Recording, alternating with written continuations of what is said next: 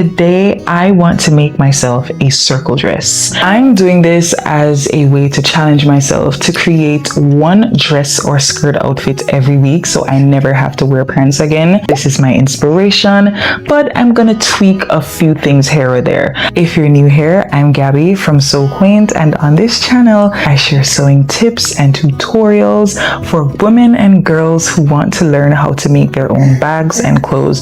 But of course, if you're a boy or a man, then you can check out this channel too. And by the way, if you're Jamaican, pick up yourself. I'm Jamaican too, but if you're not Jamaican, leave your flag in the comments because I want to know where you're watching from. This is the fabric that I'm working with. I don't usually wear this color. I am more of an earth tone kind of girl. I wear browns, oranges, greens, yellows, and that kind of vibe. But I just decided I would give this lilac fabric a try. Ever since I became a girl mom, I've just been feeling more pinks, more purples. This is some cotton fabric that I got from Ping's Fabrics in Ocho Rios. It doesn't run, it doesn't bleed when I wash it with other things, and it doesn't bleach easily either. It's very easy to work with, very breathable, and of course cotton is a natural fabric. I don't even know how many yards this is. I think it's probably about 2 yards, but it's also very wide, so you could look at it as like 3 or 4 yards. So I have my sewing planner right here. This is a QUAINT sewing planner,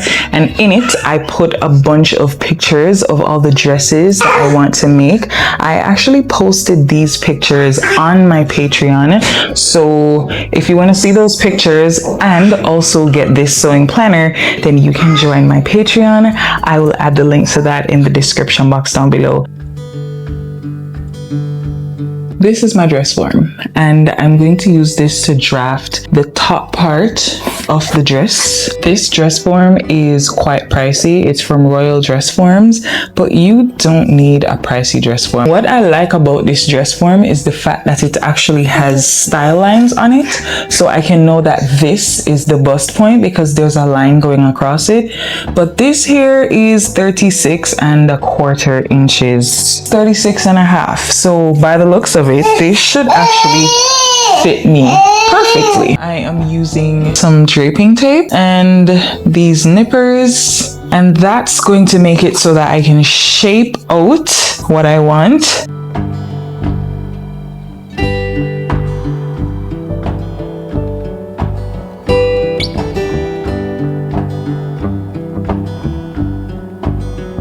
So each time that I put the tape, I just press it down with my hand to make sure that it actually stays.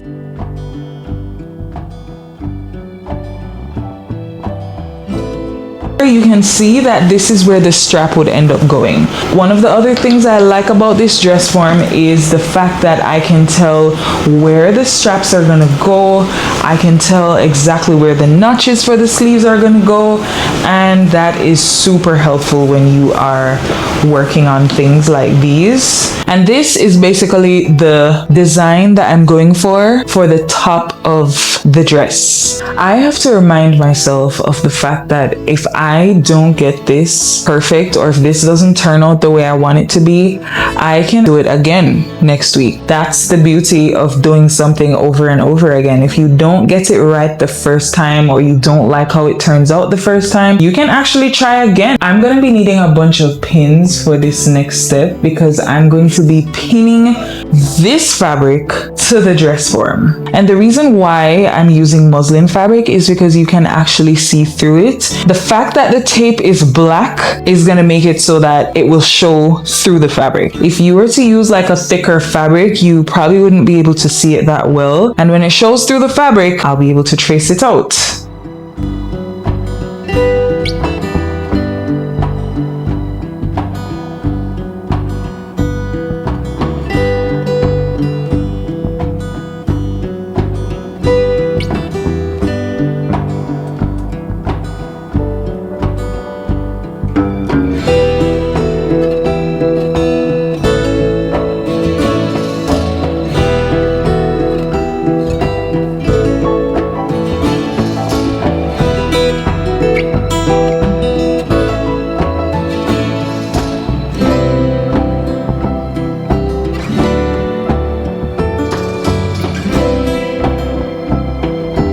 Thanks to my dress form, I now have these 4 pieces and I labeled each of them by number. So what I did was to make sure that I mark right here so I can know that this is where number 1 and number 2 are supposed to join, because number 2 has a curve, as you can see, and that is going to pretty much hold the boob in place. I also made sure to leave enough space around it so I'd be able to cut a 1/2 inch allowance, and then I'm gonna stitch it together.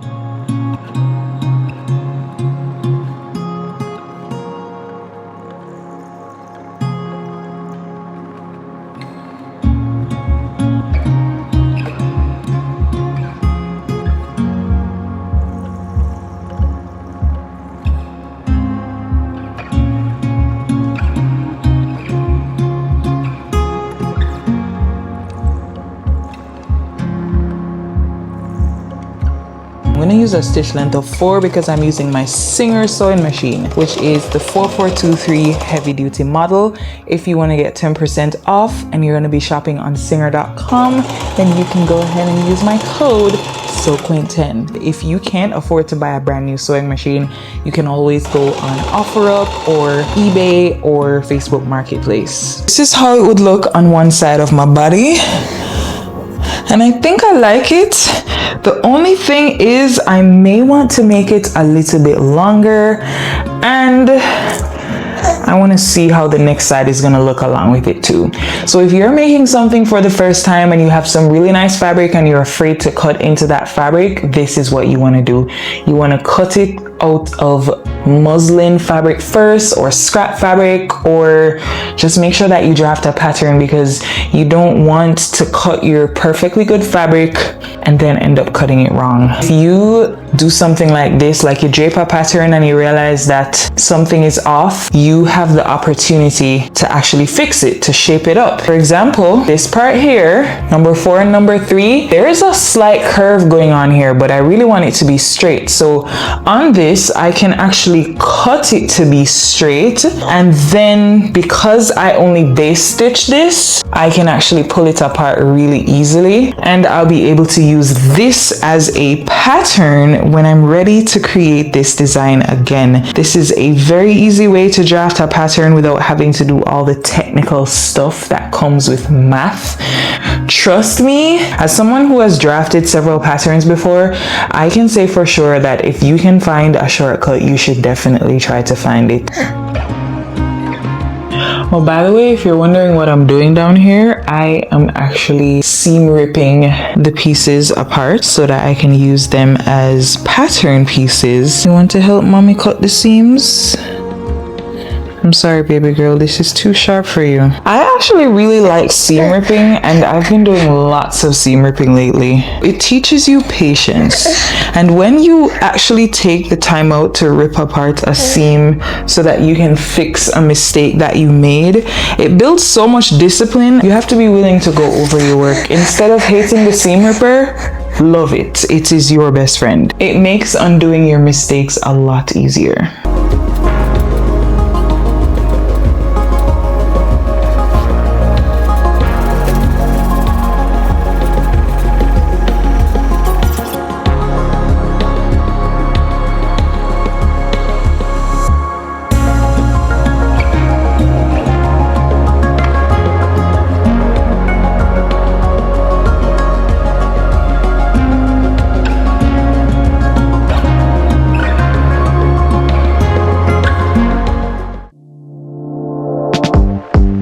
So it's day 2 and I've already cut out the first layer of the top. I also need to cut out another layer because I want it to be lined. So there's going to be an interior layer and an exterior layer. But I'm at a place now where I really have to make sure that I'm budgeting the fabric wisely. So this is what I have left. And I really want to create like a double circle skirt because my intention was to use tulle underneath the skirt to make it more poofy.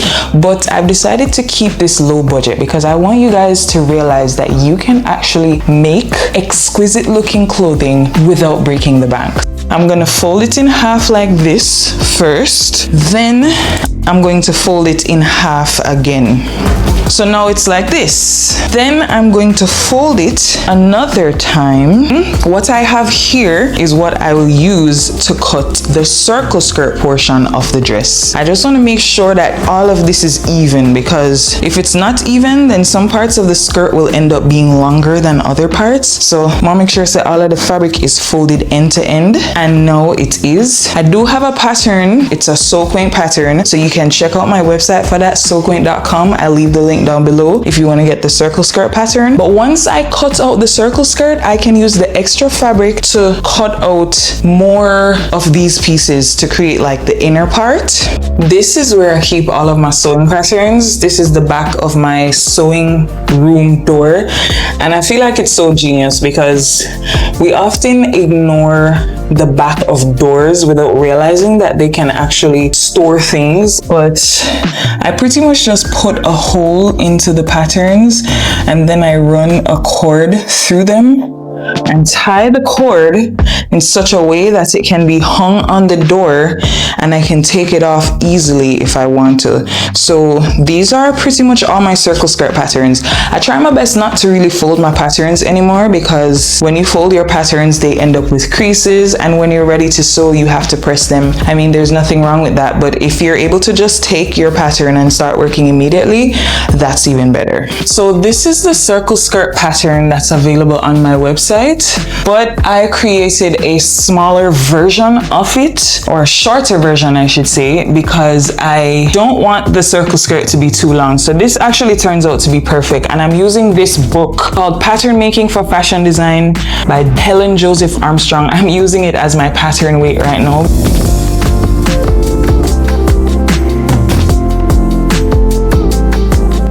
I am able to get 2 full circles out of my fabric. I'm just going to cut down the sides here to open both of the circles.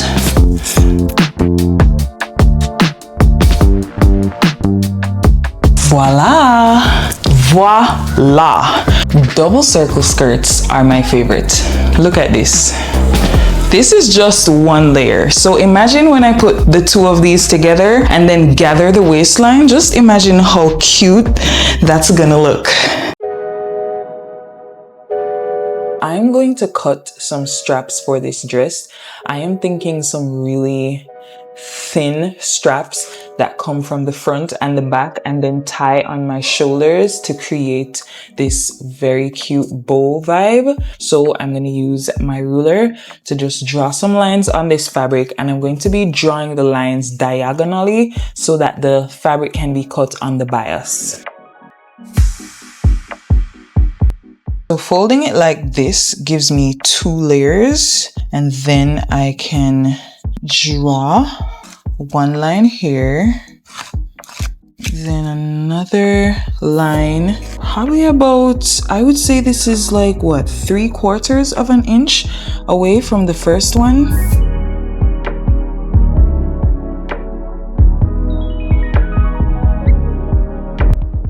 I feel like this should be enough for the straps, so I'm gonna cut this out.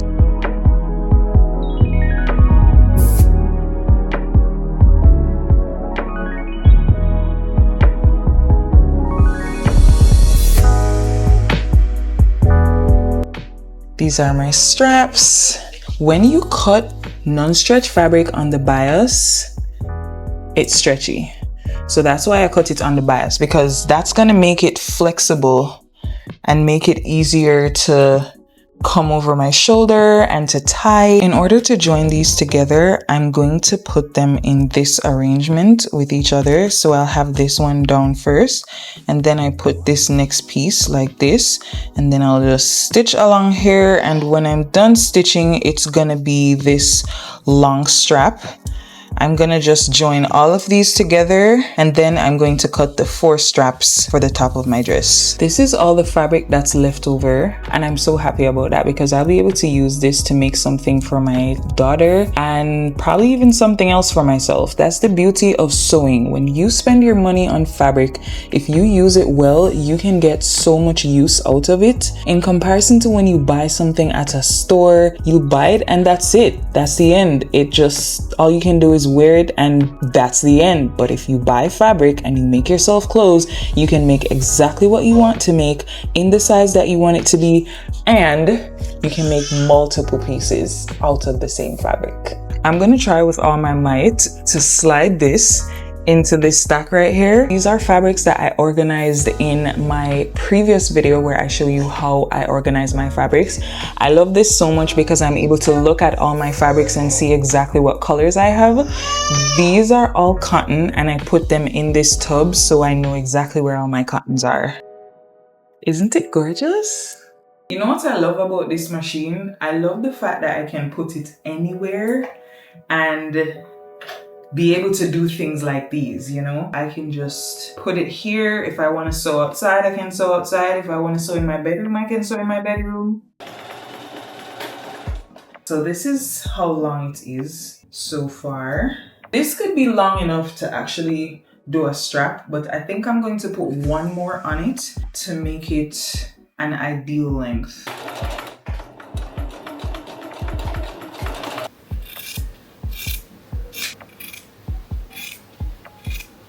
I'm going to cut this into 4 equal parts, which means I'm first going to fold it in half and then going to cut at the halfway mark, and then I'm going to fold it again and cut one more time. And then I'm going to pass these through my bias tape maker. It makes folding the fabric so much easier. So I'll just put the fabric into it and it starts to create this fold. So I'll just take that fold and I'll run my iron over it.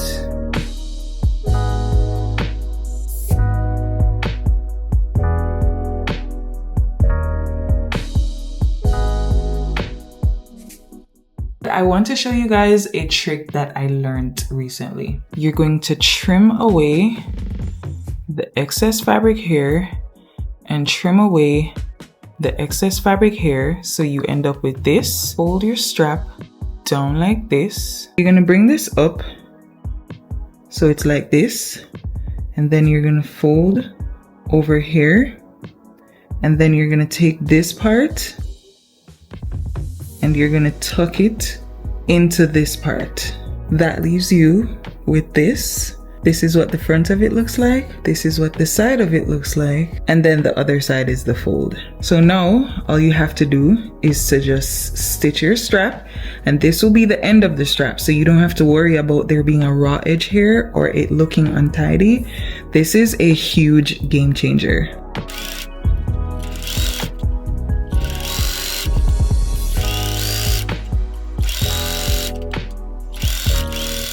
My sewing machine was on stitch length 4, but these straps are everything right now. So there's 1/2 inch right here. I'm going to put one at the back as well. And it's really important that I check this because I don't want my straps to be too long.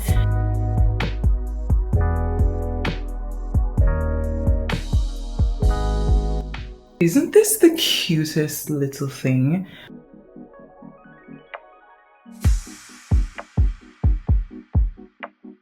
One of the dilemmas to sewing these kind of things, for me at least, is that I sometimes end up forgetting which piece is which. That's why I still have all my pattern pieces pinned to the fabric. But I'm gonna start with piece 1 and 2.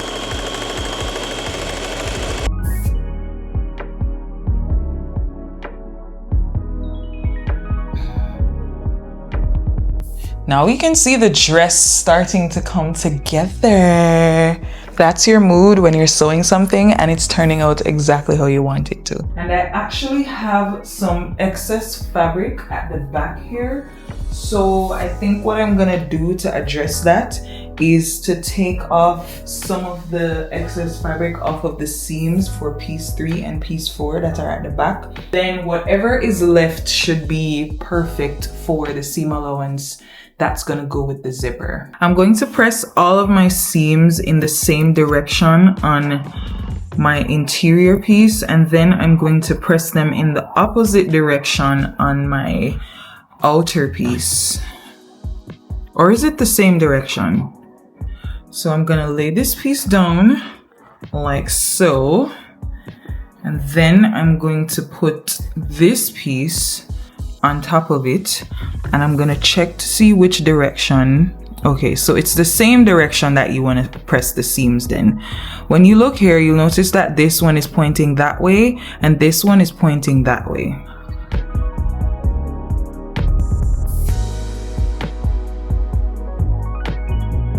This is a tailor's hem and it is rounded, so you can put pieces like this on top of it.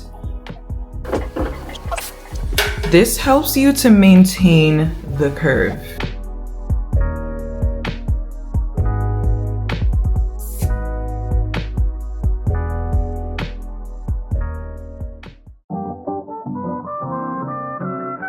On the exterior piece, I'm going to put boning into these seams, but I won't put it all the way up to the boobs. I'm going to leave some space right here where I can have allowance to stitch this part to the skirt. We're looking at about 3.5. But in the middle, I might just put a longer boning, probably from here to about here. So this would be 6.5. Boning has a tendency to get really curly.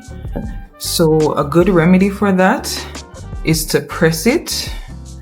That will make it nice and flat. And then on this piece, I'm going to top stitch all the seams. To attach the boning, I stitch it to the seam allowance before I top stitch. So I just position it where I want it to be.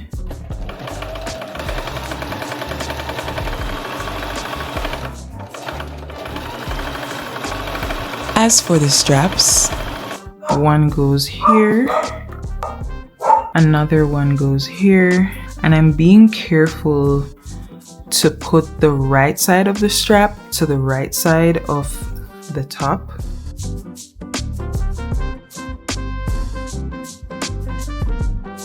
Now that I'm done with all of that, I can put these two together and stitch. I'm gonna make sure that my straps are on the inside, and I'm gonna match the seams and just use some pins to hold them in place.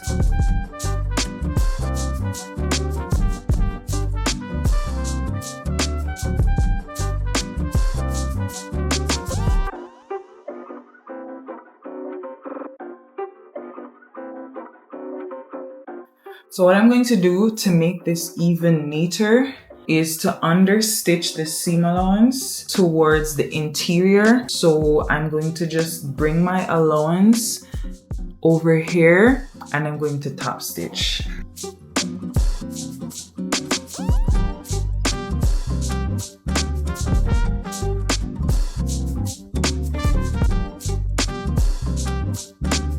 The benefit of understitching is that the front will stay the front and the back will stay the back. So you won't find that the lining piece comes over to the front and the front piece won't go over to the back. So it's just gonna stay around there. I'm gonna give this a good press so that it will look a lot more crisp. I am loving it so far. It's turning out really cute.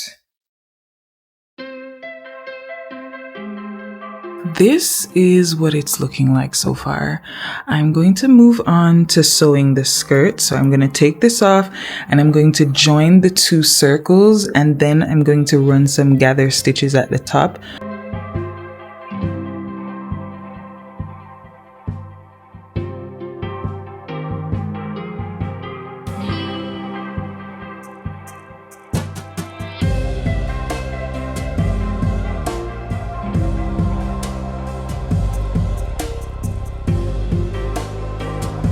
These are the gathers.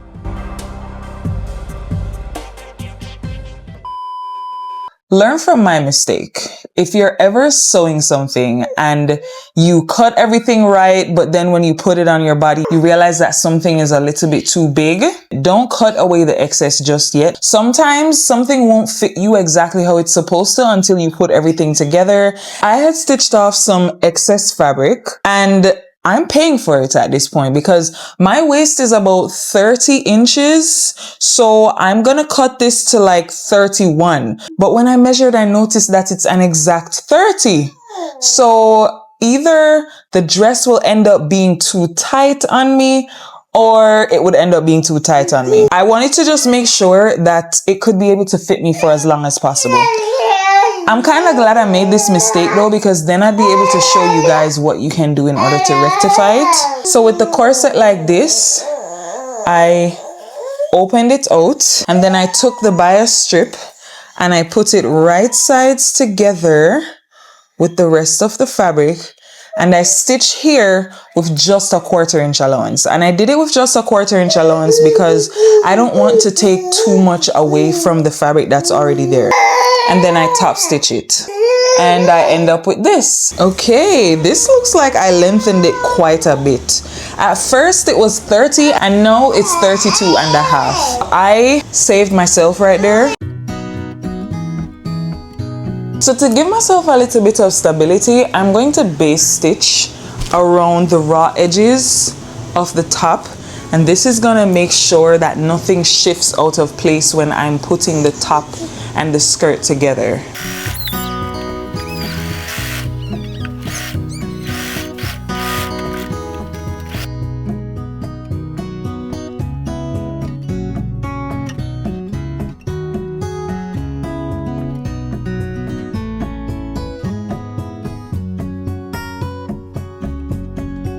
Now guys, I just need to stitch the top to the skirt.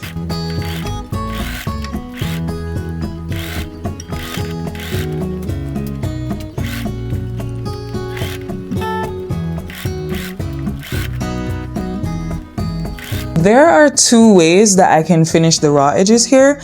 I could use my serger or I could use bias tape, but I'm going to use my serger because I don't feel like making any bias tape right now. To handle this tail at the end of my serging, I just took 2 of the threads and I put them into this needle. I'm just feeding this needle underneath the upper looper threads, or upper and lower looper threads. And I'm just bringing it down probably about 1.5 inches. And as you can see, pretty much just brings the thread in there. And then I can cut here and I'll never have to see the ends of my serger thread unraveling here. Okay, so now we're down to the point where I need to get a zipper. And this is the only zipper that I have that can match the dress, but this is only about 8 inches, so that's definitely not going to work. I need a long zipper that's gonna go pretty far down. This is probably the best one so far, and I think I might just work with this. This is 12 inches. I'm gonna use the zipper foot that comes with my sewing machine, and I'm going to position the needle on the left side because this has 2 sides that you can position it on. If your needle happens to be in the middle, then it's gonna jam on the presser foot and break. So I'm just gonna zip this down. I'm gonna put the metal part of the zipper right there. That's about 1/4 inch away from the top. Then I'm gonna lower that. It's a pity I don't have a lilac zipper or an invisible zipper.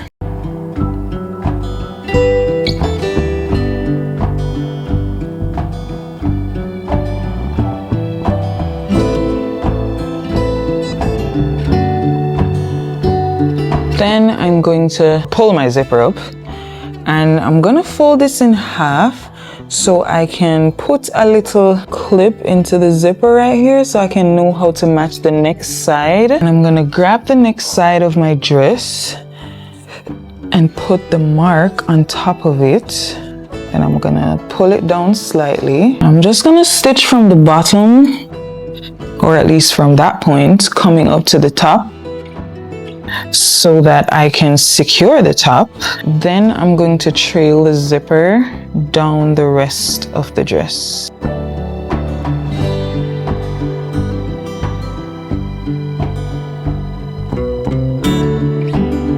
To hide the ends of my zipper, I just take this piece out of the way, tuck this piece in, and then I bring this piece back on top of it.